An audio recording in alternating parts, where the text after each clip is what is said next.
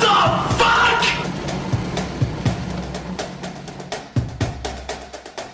Welcome to Iron Prep, where I watch or rewatch something before heading to the new installment. For this video, I'm preparing for A Quiet Place Day 1. I haven't seen the first or second one, so that's why I came to Iron Prep. After seeing both, I'm now excited for Day 1 because the setting really did intrigue me. But before we get to why, let's talk about the other two movies. Let's start with Quiet Place 1. And honestly, I really liked this movie. It was pretty good. But I liked how it felt like an experience to the point where like it felt like you were part of the family, like exploring this world and like trying to hide from these monsters and stay quiet as possible. Like that shit is actually pretty damn cool. Usually when it scared me, well, it didn't scare me, but like when it shocked me at least, I was like, damn, wait, I was not expecting that. That's crazy. Like a lot of horror movies, you get to like you like predict in your head, okay, this guy's gonna pop up here, or oh, he's gonna like kill her this way, that way. I like didn't know what was going on in these movies. And the way the movie started with the intro was crazy. Like, it set up everything perfectly. It showed exactly how society is. It was abandoned, and you could basically like go into any store and grab food. And not only that, but it just shows how hard it is to even like live this way. Like, you can't make a single sound. Like, we saw so many times, so many scenes of like this family just trying not to make a sound, and it's genuinely so hard. And like imagining myself, like, what the fuck, I cannot do this. I would die day one. I don't know, bro. But the fact that they killed that little kid at the beginning, that was crazy. My favorite part about the movie is the way they show how to survive against these monsters. Like, it's genuinely super smart.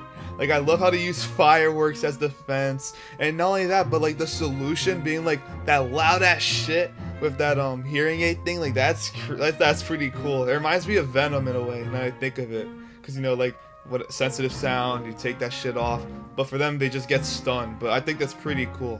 I also love how they showed a struggle of like just living in the scenario. Like, I remember they showed a scene where the husband and wife were like, you know, trying to like dance and shit, and they have to wear fucking earpieces in order to dance and listen to any music. I was like, bro, like, where's the headphones at? And then they show it, and then like, damn, this is low key like a sad ass scene. Like, imagine living this way. The family dynamic is super good in this movie because you can really tell like these characters care a lot for each other. And not only that, but Reagan, right, the deaf girl, she thinks that her father like doesn't like her as much as her brother, because you got your little brother killed. But no, bro, like the dad genuinely loves both of them. And not only that, but there's a argument like near the beginning of the movie, or actually no, I think it was near the end, where the husband and wife are saying like, oh, like, you need someone to protect them or something, like, I hope you protect them, promise you that you protect them. And then he sacrifices himself at the end of the movie. Like, that's powerful shit right there. I genuinely thought that like this whole family dynamic thing was like great. I'm happy they didn't decide to like go with like, oh, it's just a single person trying to survive, or like, oh, it's like a cult trying to survive. Like, no, the fact that it's family makes it so much easier to connect with the movie emotionally. One thing that I thought was really retarded was the fucking nail on the stairs though. Like, what the hell is that thing doing there? I don't remember why. Like, they probably explained it, I just don't remember. But what the fuck? Like, why is that there? Like, why would you want a nail that sharp on the stairs and you're just gonna walk over that all the time? Like, dude, that like, hitting it was bound to happen. There's not really much else I could say that's bad about this movie. I honestly like respect the way it was filmed. I love like how quiet it is. I love seeing their tactics. I love seeing the family dynamic. Like, I genuinely think this is a pretty good movie. If you haven't seen it, you should definitely watch it. It's not that bad. Now for A Quiet Place 2, I honestly thought it was a little bit worse, but the beginning of this movie was genuinely the best part of the entire thing. Probably not a good thing to say, because, you know, like, the first part and then like the rest just worse, but like, hear me out.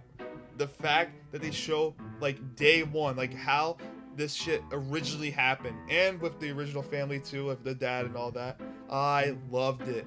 It was genuinely crazy, like seeing all these people get killed, seeing all the accidents happening. Like, geez, like that shit was genuinely like kind of crazy to watch. And like that makes me even more excited for the new one, because, you know, the new one's basically day one but all in one movie, and it's with a new crew too. Like, I just think that's gonna be really, really entertaining to watch. But let's go back to, like, you know, the main stuff. I genuinely thought the family dynamic was just put down in the shitter, because not only is Reagan and like the mom and the brother like separated with the baby.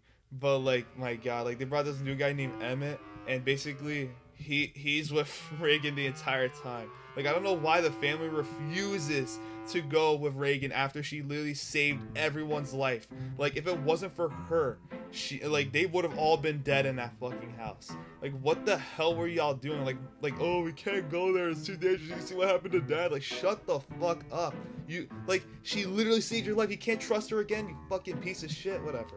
So when Reagan like connects the dots as to where this island is to like be safe or whatever, the family's just stuck where he left off at when Emmett left. And my God, like, this side plot was garbage, because like she literally because the mom just like goes out by herself to like leave her wedding ring to the same spot where their other kid died the first time, which was pretty cool. That part I liked. But like, literally she did nothing else. Like, she just like went there just to like go there, and then she goes back, and then that's it. Like, that's all we're gonna get. Sure, some of the scenes she got are cool, I guess, but like, bro, like, this was just wasted potential.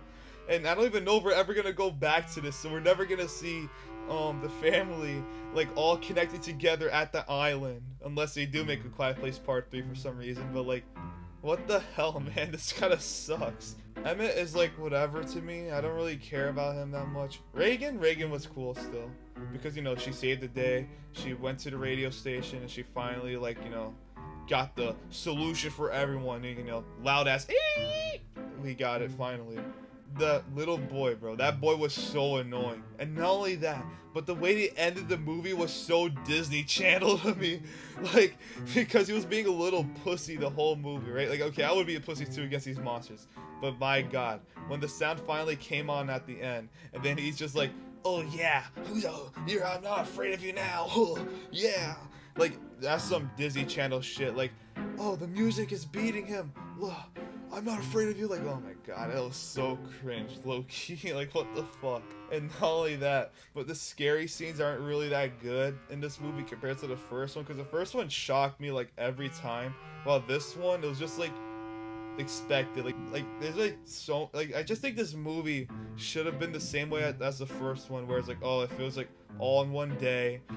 There's like a family dynamic, everyone's connected, everyone's trying to survive. But instead they just separate everyone. It doesn't really feel like a one-way ride. Like, it just feels like a normal movie. It's not like it should have been like a roller coaster like the first one was, but whatever. I thought it was fun. Another thing I have to mention is that John Krasinski probably could have made a good Last of Us movie, because like the way that like most of this movie was like spent like adventuring in like this like nature dominated area, like, oh, like all these abandoned train tracks and shit like that. Everything's covered with grass, and not only that, but she's wearing like all this gear. She got like this backpack on, she got like the fucking gun and everything. She looks like Ellie. Like, oh my God. But whatever, I thought the movie overall was just fine. Like, it was okay.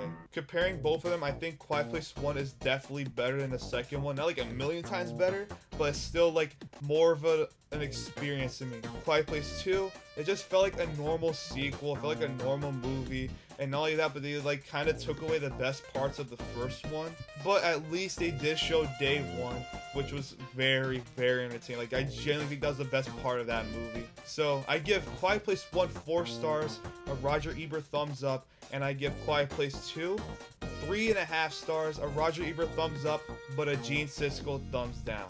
Now, this may come as a surprise, but I genuinely think A Quiet Place Day 1 might be the best movie in the entire series. Because not only do they show the first day, it's like one whole movie. Like, the best part of Quiet Place 2 is finally getting its own movie, which is going to be so exciting. But we get to see that one guy that was near the end of Quiet Place 2. The actor's name is Digimon, but I'll show you how he looks like on screen.